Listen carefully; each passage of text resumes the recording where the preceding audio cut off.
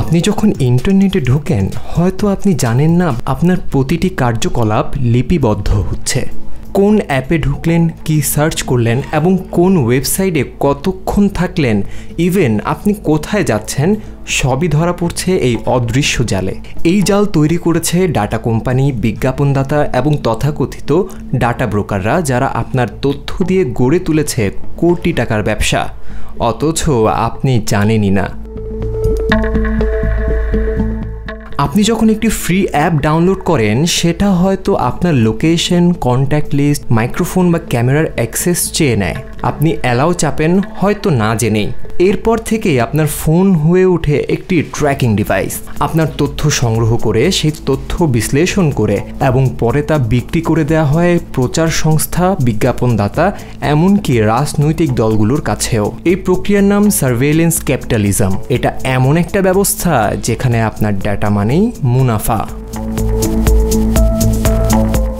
আপনি ভাবতে পারেন তাতে আমার কি, কিন্তু চিন্তা করুন যদি আপনার স্বাস্থ্য তথ্য, আর্থিক লেনদেন বা ব্যক্তিগত কথোপকথন চলে যায় এমন কারো হাতে যার উদ্দেশ্য আপনি জানেন না।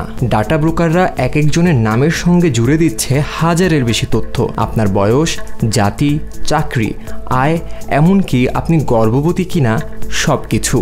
এসব কিনে নিচ্ছে বিজ্ঞাপনদাতা, ঋণদাতা, আর এমনকি ব্যবহার হচ্ছে এআই মডেল ট্রেনিংয়ের কাজে।